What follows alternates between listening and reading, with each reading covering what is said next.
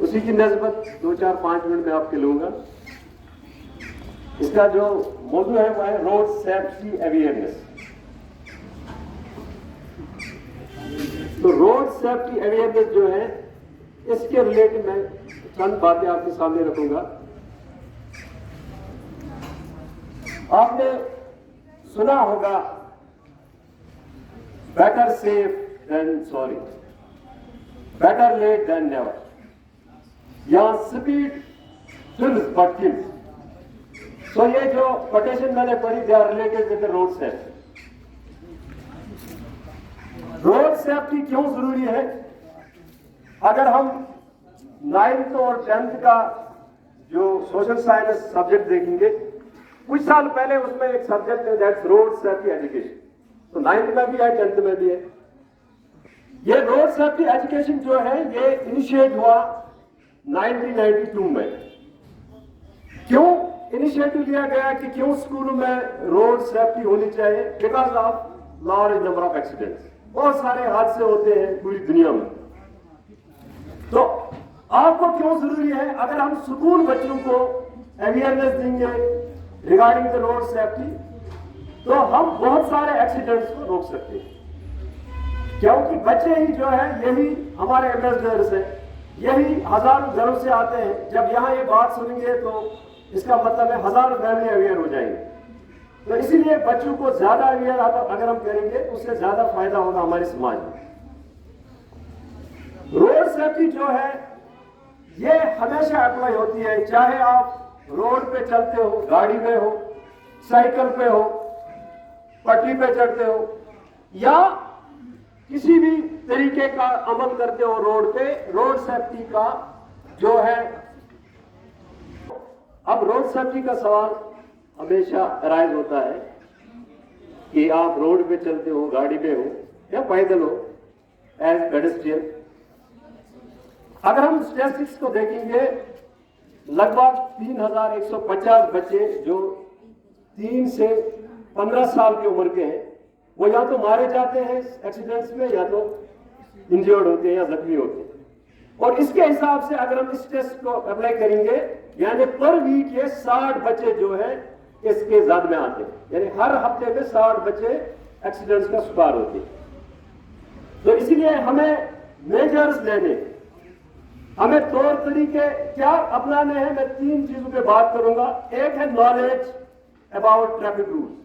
हमें नॉलेज हासिल करनी है, चाहे अवेयरनेस कैंप हो, चाहे किताबों से, चाहे आप किसी भी जरिए से हासिल करोगे तो आपको अवेयरनेस होनी चाहिए कि what are the rules of the road. एक बात। दूसरा है स्किल, आपको स्किल इंप्रूवमेंट करना है। मिसाल के तौर पर अगर आपको गाड़ी पे भेजना है, यू शुड बी स्किलफुल। आप अनट्रेन ना हो, आपके पास सलाहियत हो, आपके पास ट्रेनिंग हो, तब आप गाड़ी पे चढ़ो, तब आप स्टीयरिंग हाथ में ले लो। हमें एटीट्यूड चेंज करना है। अक्सर हम देखते हैं एक ट्रैफिक रूल में एक चीज आती है जिसको हम रोड रेज कहते हैं। अक्सर आपने देखा होगा किसी वक्त एक आदमी वहां से आ रहा है, यहां से दूसरा आ रहा है, तो न एक पीछे जाने के लिए तैयार होता है, न दूसरा पीछे जाने के लिए तैयार होता है। तो हम कहते हैं कि अगर मैं पीछे चला गया तो मेरी बेइज्जती होगी, मेरी इज्जत में कमी होगी। So this our attitude. हमें इस एटीट्यूड को हमें फ्रेंडली बनाना है, फ्रेंडली एटीट्यूड। हमें दूसरे देखो इसने हड़बड़ भी नहीं की। तो रोड रेज जो है, रोड रेज के बहुत सारे लोग मर जाते हैं।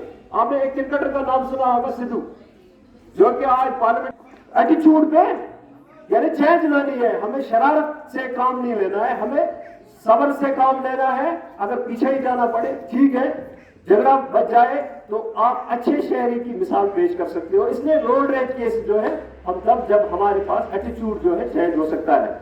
तो इसी तरह से अगर हम देखेंगे कि अच्छे हैबिट्स क्या है रोड पे। अगर आप चलते हो तो कैसे चलोगे रोड पे?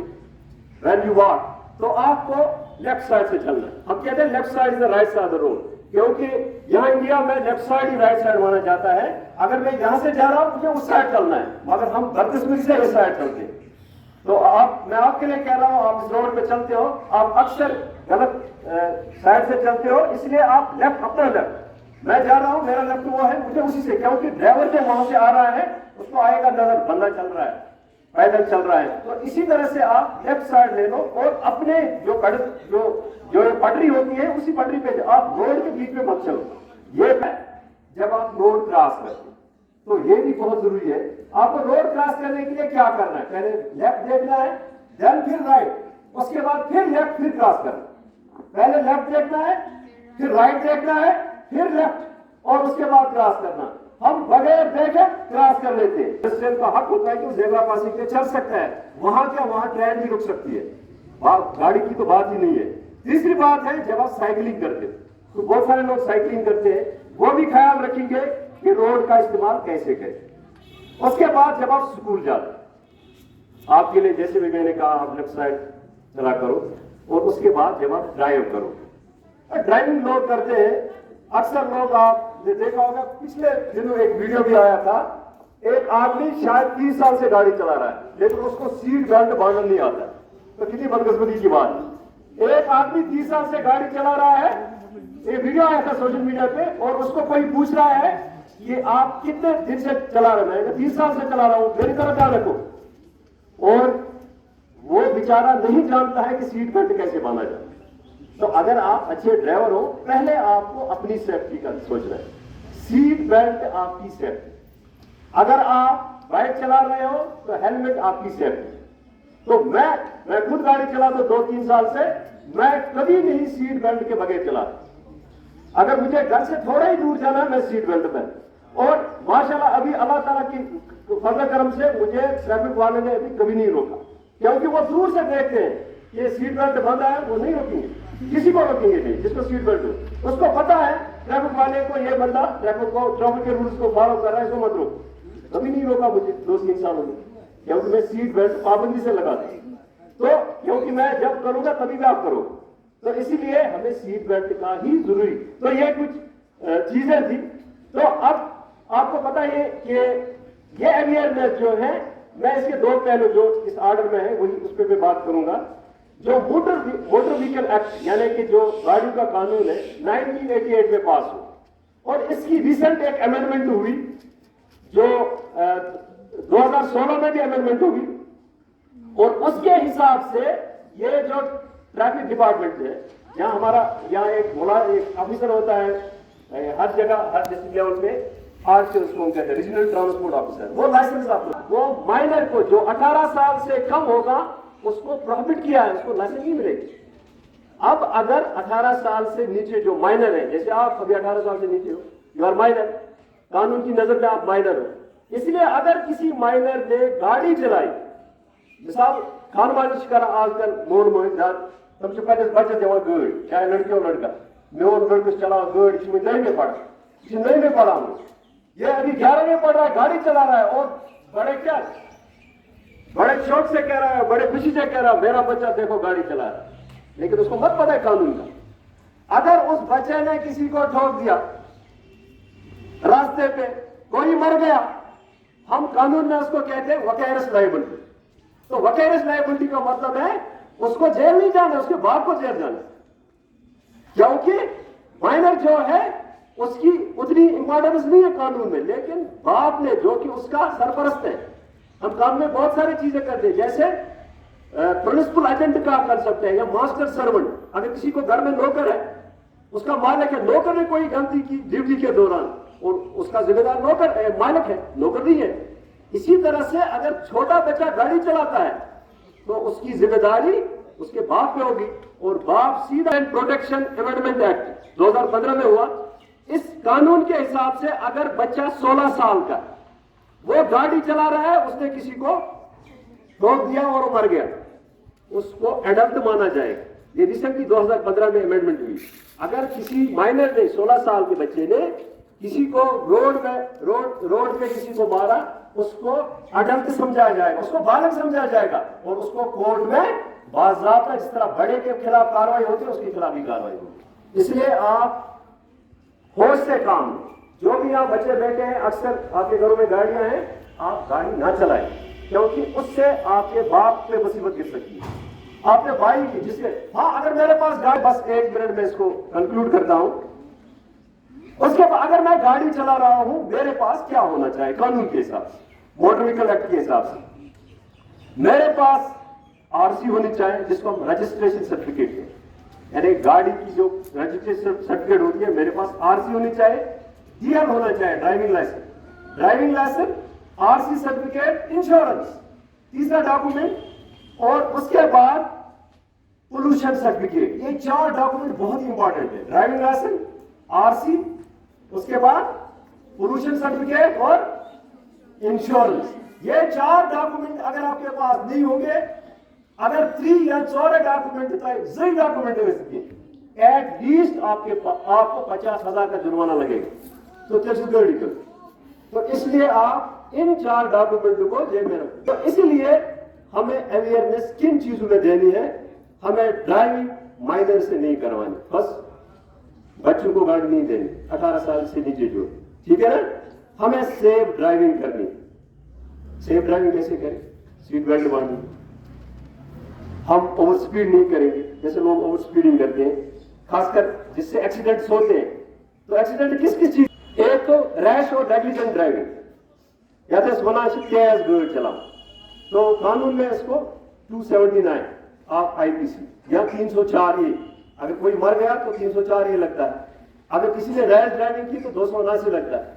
तो इसलिए आप रैश ड्राइविंग, अक्सर हमारे लड़के जो है वो स्टंट्स करते हैं बाइक में, या अक्सर मोबाइल फोन का इस्तेमाल छा करा, अक्सर अगर तुम सर्वे तू ये खाता चलो योर वसन तू वो 10 गाड़ी खसो, 10 गाड़ी कितना 10 गाड़ी में से एट लीस्ट 5-6 आदमी जो है मेरे हिसाब से 50% लोग फोन पे बात करते। तो ये तो नई मुसीबत है, इससे भी हादसे होते हैं, इससे डिस्ट्रैक्ट होता है इंसान, ध्यान बढ़ जाता है। उसके बाद डिस्ट्रैक्शन ड्राइविंग जो है, सबसे पहले जो है ईटिंग, आप चिप्स लेते हो, समोसा लेते हो या पेप्सी लेते हो, ड्राइविंग करते करते पीने लगते हो, तो अल्लाह का प्यारा हो सकता है या दूसरे को ठोक सकता है, ठीक है ना। डिस्ट्रैक्शन ड्राइविंग, स्मोकिंग कर रहा है, सिगरेट पी रहा है ड्राइविंग करते करते, लिस्निंग लाउड म्यूजिक या म्यूजिक सुन रहा है, उससे भी तो ध्यान भटक सकता है। उसके बाद है, अगर सोमो वाला चला रहा है, बस चला रहा है, वो पैसेंजर्स के साथ बातें करता है, घर दिल्ली लगा दरबार करो, दिखिए दूर तक गाड़ी चला थक जाता है, उसको नींद आ जाती है, उससे भी एक्सीडेंट हो सकते हैं। हाँ, अगर आपने ज्यादा ड्राइविंग की, आप आराम करो, फिर से निकलो। उसके बाद ड्रंकन ड्राइविंग, शराब पी के लोग गाड़ी चलाते हैं या नार्कोटिक्स का इस्तेमाल करते हैं। रबर नेकिंग एक टर्म है, रबर नेकिंग मैं समझाऊंगा आपको। यहां से कोई बंदा गाड़ी में जा रहा है, कुछ मालस में लड़ाई बन जाए, जिंदा पर आखिर वाला बक्स, तो दो आदमी लड़ाई कर रहे हैं या कोई मसला है, युसी गाड़ी वो सिटिंग बड़ी गर्दन कराए अब क्या दिले, उसको रबर नेकिंग कहते हैं। और उससे डिस्ट्रैक्शन ड्राइविंग हो, सिस्टीज का वसन ट्रैक ताल या ब्रेक उतारता हूं, तो इसलिए ये भी एक डिस्ट्रैक्शन ड्राइविंग है। या डिफेक्टिव ऑटोमोबाइल पार्ट्स है, सुबह गाड़ी में उसमें गाड़ी नजर देवा कि इसमें कोई डिफेक्टिव पार्ट है, खुदा न खास्ता एक्सीडेंट हो सकता है। तो इसी तरह से, या किसी जगह रोड खराब होता है, या वेदर खराब होता है, या प्रीनिंग, जिसको हम कहते हैं प्रीनिंग ड्यूरिंग ड्राइविंग। प्रीनिंग जो पता का ना, प्रीनिंग को सिटार शूट करना, सिगार करना, इसमें साइड पर सिटार शूट, या गाड़ी या चलाओ सीधा सिटार, क्या करना है, रुकना है। अब हमारी जिम्मेदारी क्या है, क्यों कौन लोग एक्सीडेंट रोक सकते हैं, बस 1 मिनट में लूंगा। एक है पुलिस का तो काम ही है, लॉ इन्फोर्समेंट एजेंसी है, उनका काम भी है कि इन चीजों को रोके। पुलिस कर सकता है, सिविल सोसाइटी कर सकती है, ड्राइवर्स खुद कर सकते हैं, अब ड्राइवर सीट बेल्ट बांधेगा, बाकी जो है। इसी तरह से हमारे रिप्रेजेंटेटिव्स, हमारे नुमाइंदे एमएलए या स्टूडेंट्स बहुत ज्यादा रोल पैदा कर सकते हैं, क्योंकि मैंने आपको बताया स्टूडेंट्स हमारे एम्बेसडर्स हैं, यही घर जाके इस चीज को फैला सकते हैं कि what are the best traffic जो है रूल्स है।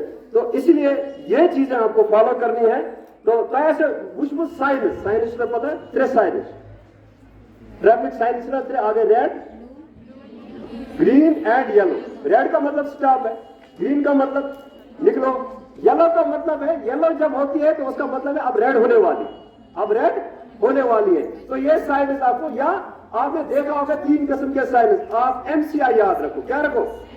एमसीआई एक एब्रिविएशन है, बनाई है, मैंडेटरी साइन। मैंडेटरी साइन का मतलब है आपको यू टर्न नहीं लेना है, आपको ओवर स्पीडिंग, आपको ट्रैफिक लाइट क्रॉस नहीं करनी, दिस इज मैंडेटरी। अगर आपने इसको क्रॉस किया आपके खिलाफ पुलिस कार्रवाई कर सकता है। दूसरा है जिसको हम कहते हैं कॉशनरी, आपको कॉशन लेना है, किस जगह जंप है, किस जगह रोड खराब है, किसी जगह दिखाया होता है स्पीड ब्रेकर दिखाया तो आपको रोड साइन दिखाई, तो कॉशन आपको लेना है। तीसरा है इंफॉर्मेटरी, किसी जगह स्कूल है, पंप है, हॉस्पिटल है, होटल है, तो वो बोर्ड पे लिखा होता है, अगर उसकी वायलेशन आप करोगे उस पर कोई कुछ नहीं होगा, लेकिन मैंडेटरी पे आपके पेरेंट्स को, अगर आपके पेरेंट्स आपको गाड़ी देते हैं आप रिफ्यूज करो कि मैं माइनर हूं, मैं जब बालक हो जाऊंगा, मैं जब आरसी लाऊंगा या